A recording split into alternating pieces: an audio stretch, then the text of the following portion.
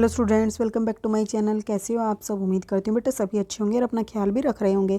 तो बेटा आज हम करने जा रहे हैं अपनी वर्कशीट नंबर 58 विज्ञान सब्जेक्ट की है बेटा, 9th क्लास के बच्चों के लिए 20 तारीख की है। ओके, जिसमें आज हम बेटा गुरुत्वाकर्षण चैप्टर से ही द्रव्यमान और भार में क्या अंतर होता है उसके बारे में जानेंगे।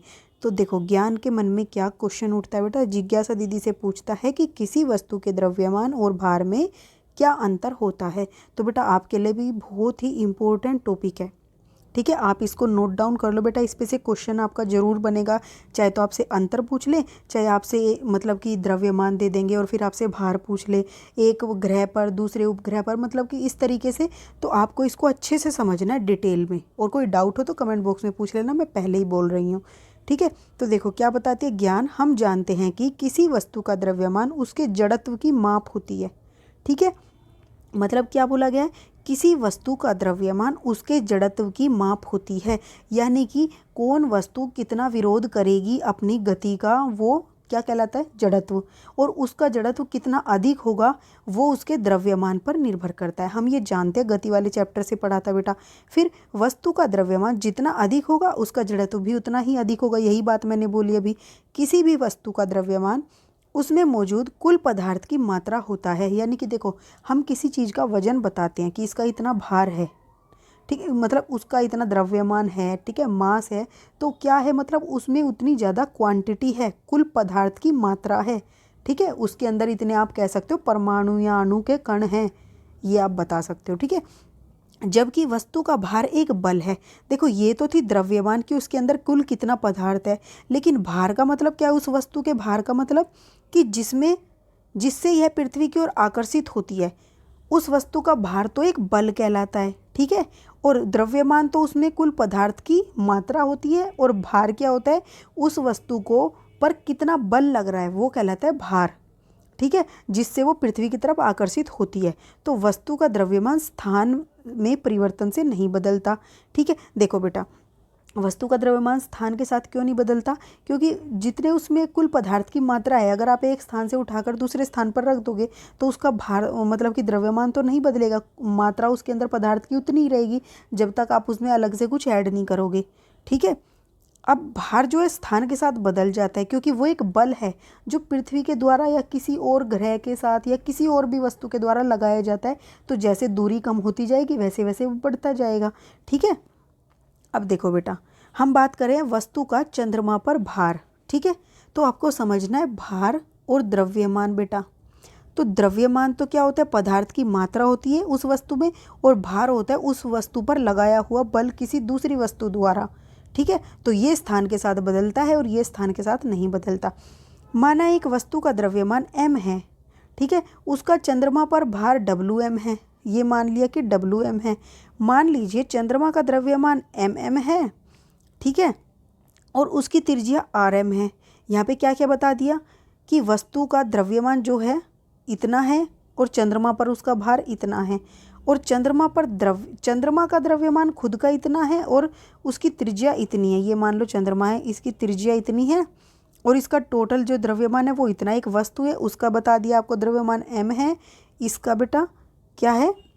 m है, ठीक है, और त्रिज्या इसकी RM है, ओके। और इसका भार जो चंद्रमा पर है वो कितना है? WM है। अब गुरुत्वाकर्षण के सार्वत्रिक नियम के अनुसार वस्तु का चंद्रमा पर भार किसके बराबर होएगा बेटा? वस्तु का चंद्रमा पर भार क्या होता है? एक बल होता है। तो बल को हम किससे लिखते हैं बेटा?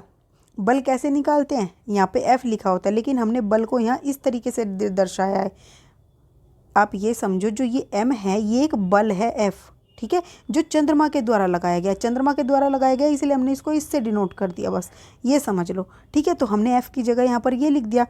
बाकी क्या होता है? उसका गुरुत्वाकर्षण स्थिरांक और दोनों वस्तुओं के गुणनफल के बराबर द्रव्यमान के और उनके बीच की दूरी के वर्ग के बराबर, ठीक है।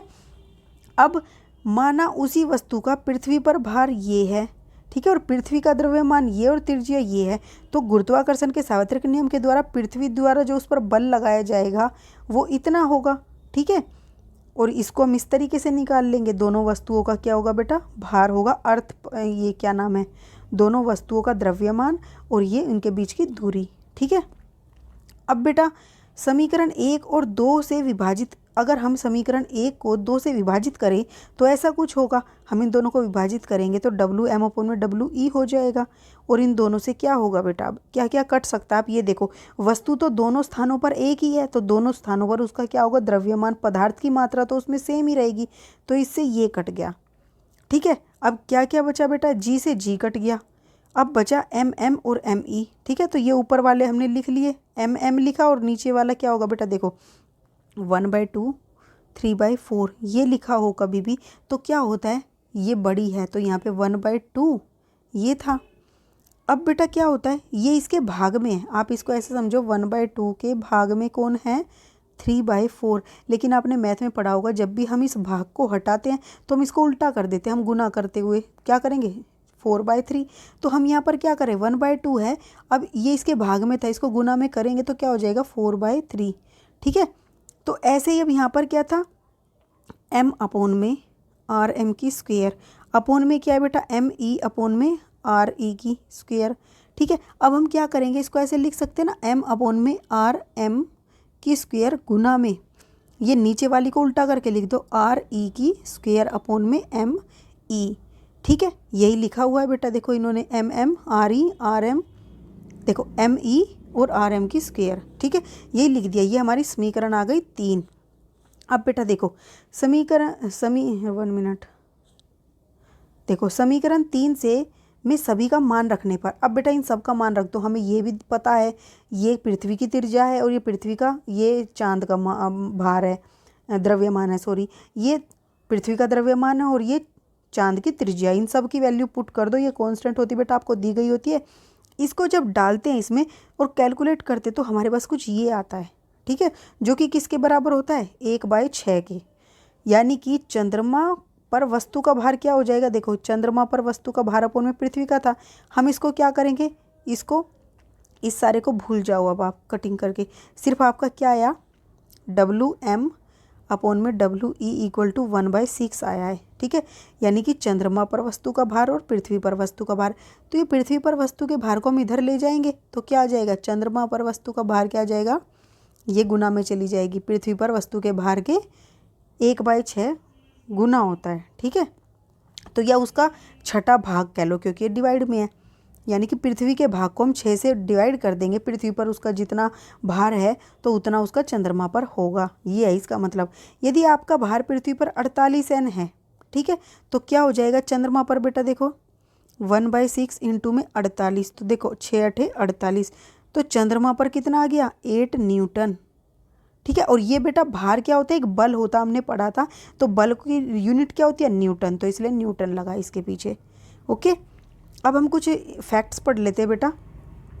वस्तु पर पृथ्वी का आकर्षण बल वस्तु का भार कहलाता है, ये याद रखना है। द्रव्यमान और भार में क्या है, द्रव्यमान तो उस वस्तु के अंदर कुल पदार्थ की मात्रा होता है, और भार क्या होता है, एक बल होता है, जो कि पृथ्वी का आकर्षण बल है पृथ्वी पर चंद्रमा का आकर्षण बल होगा, तो बल क्या होता है, एक भार कहलाता है।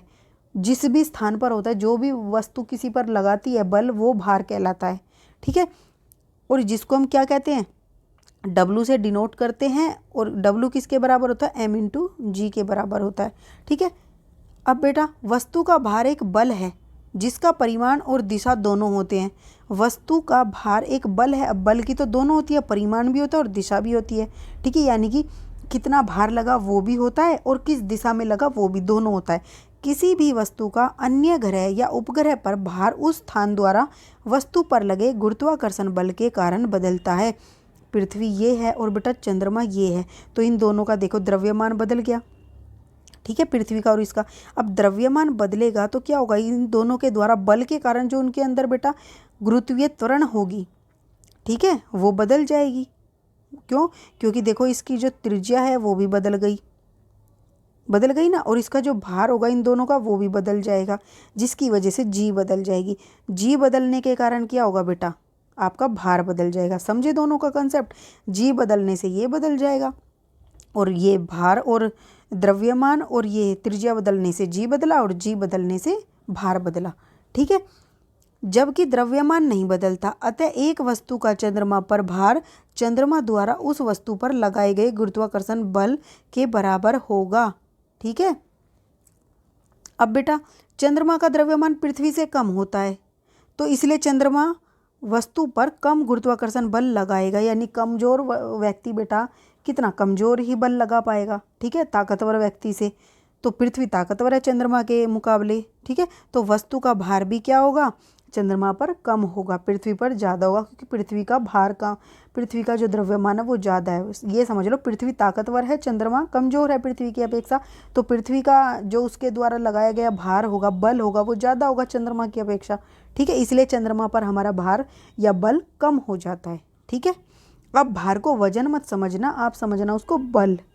ओके, अब द्रव्यमान की इकाई को हम केजी में मापते हैं। द्रव्यमान जो होता है, पदार्थ की कुल मात्रा कितनी है, वो केजी किलोग्राम में, और भार की इकाई न्यूटन में मापते हैं, क्योंकि भार एक बल है जो उस वस्तु के द्वारा लगाया जाता है।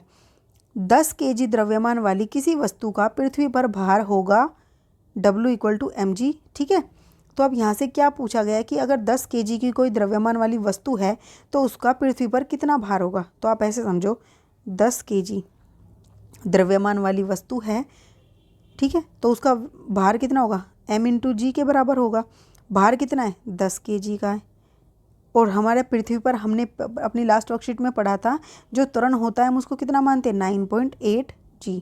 ठीक है, 9.8 को बेटा पॉइंट हटा देंगे तो हम नीचे 10 लिख देते हैं, जिससे ये कट जाएगा, तो हमारी कितनी आ गया भार 9.8 न्यूटन, सॉरी 98 न्यूटन आ जाएगा, पॉइंट था नहीं यहाँ पर, 98 न्यूटन हमारा आ जाएगा।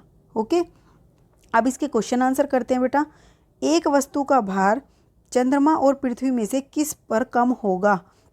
एक वस्तु का भार चंद्रमा और पृथ्वी में से किस पर कम होगा, कारण स्पष्ट कीजिए। तो बेटा देखो, किस पर कम होगा, चंद्रमा पर कम होगा। आप लिखोगे एक वस्तु का भार चंद्रमा और पृथ्वी में से चंद्रमा, ठीक है, यहाँ पर लिख देना किसकी बजाय चंद्रमा पर कम होगा। ठीक है, क्यों होगा आप लिखना, क्योंकि, नहीं तो क्योंकि से आगे आप ये लिखो, क्योंकि यहाँ से लिखना बेटा, 1 मिनट अभी बताती हूँ। क्योंकि वस्तु का चंद्रमा पर भार चंद्रमा द्वारा उस पर लगाए गए गुरुत्वाकर्षण बल के बराबर होगा।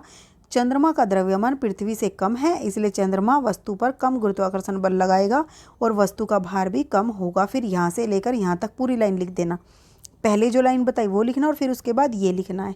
ठीक है, अब बेटा नेक्स्ट क्वेश्चन क्या है, किसी वस्तु के चंद्रमा पर भार को ज्ञात करने के लिए गणितीय सूत्र परिकलित कीजिए। तो बेटा देखो, किसी वस्तु का चंद्रमा पर भार हम इस फॉर्मूले से निकालेंगे, ये लिख देना है आपको। ठीक है, हमें पृथ्वी वाला दे रखा है तो हम उसका चंद्रमा पर निकाल सकते हैं। अब किसी भी ग्रह पर किसी वस्तु का भार कौन से कारक पर निर्भर करता है, हमने अभी पढ़ा था बेटा। तो देखो किस पर निर्भर करता है, आप क्या लिखोगे, किसी भी ग्रह पर, 1 मिनट, देखो किसी भी ग्रह पर किसी वस्तु का भार उस ग्रह द्वारा लगाए गए गुरुत्वाकर्षण बल के कारण उत्पन्न गुरुत्वीय त्वरण पर निर्भर करता है। ठीक है, मतलब उस ग्रह के पर उस वस्तु का भार उस ग्रह द्वारा जितना बल लगाया जा रहा, उस बल के कारण जो गुरुत्वीय त्वरण उसके अंदर आ रही है जी, उस पर निर्भर करता है। और जी उस ग्रह के भार, सॉरी भार नहीं आएगा बेटा, ये द्रव्यमान है। ठीक है, द्रव्यमान और ग्रह और वस्तु के, ग्रह व वस्तु के बीच की दूरी पर निर्भर करता है या करती है। ठीक है, जो भी लिखना हो चाहो, यानी कि इसके द्रव्यमान और इसके बीच की दूरी दोनों के, इस पर निर्भर करता है, आप ये लिख दोगे। ओके, अब उसके बाद बेटा नेक्स्ट क्वेश्चन क्या है आपका, कि यदि एक व्यक्ति, 1 मिनट, देखो यदि एक व्यक्ति का चंद्रमा पर भार 10 न्यूटन है, चंद्रमा पर, ये याद रखना है। ठीक है, तो उसका भार कितना होगा ये याद रखना। आपसे भार बताया है या आपका द्रव्यमान, यहाँ पर बोला है चंद्रमा पर भार इतना है, उसका भार पृथ्वी पर ज्ञात करो। तो आप क्या करोगे बेटा, इसी फॉर्मूले का इस्तेमाल करोगे। तो देखो कैसे करोगे, आप लिखोगे सबसे पहले दिया क्या है, व्यक्ति का चंद्रमा पर भार 10 न्यूटन। ठीक है, आप इस न्यूटन से भी पता लगा सकते हो द्रव्यमान दिया गया है या आपको भार दिया गया है। ज्ञात क्या करना है, पृथ्वी पर भार ज्ञात करना है। ठीक है, तो ज्ञात किया, जैसा कि हम जानते हैं बेटा कि चंद्रमा पर वस्तु का भार 1/6 गुना होता है पृथ्वी पर वस्तु के भार के। तो पृथ्वी पर वस्तु का भार क्या हो जाएगा, इसको क्या करोगे, इससे गुना कर दोगे, क्रॉस मल्टीप्लाई 6 गुना में चंद्रमा पर वस्तु का भार। तो चंद्रमा पर 10 न्यूटन दे रखा था तो गुना करो 60 न्यूटन, 60 न्यूटन होगा पृथ्वी पर। ठीक है, उसका 6 गुना हो जाएगा। बस ये समझ लो चंद्रमा का। ओके, ये थी बेटा आपकी आज की वर्कशीट, बहुत ही इंपॉर्टेंट थी और इसमें आपका दोनों में डिफरेंस भी आता है। शायद आपकी नेक्स्ट वर्कशीट में आ जाए, उसका डिफरेंस नहीं आता है तो आप बेटा अपने तरफ से कोशिश करना, मैंने आपको डिफरेंस बताए हैं इनके। ओके, तो इस वीडियो में बेटा इतने ही। अपना नेक्स्ट टॉपिक हम अपनी नेक्स्ट वर्कशीट में करेंगे। तब तक के लिए ऐसे हंसते रहिए, मुस्कुराते रहिए, पढ़ते रहिए और आगे बढ़ते रहिए।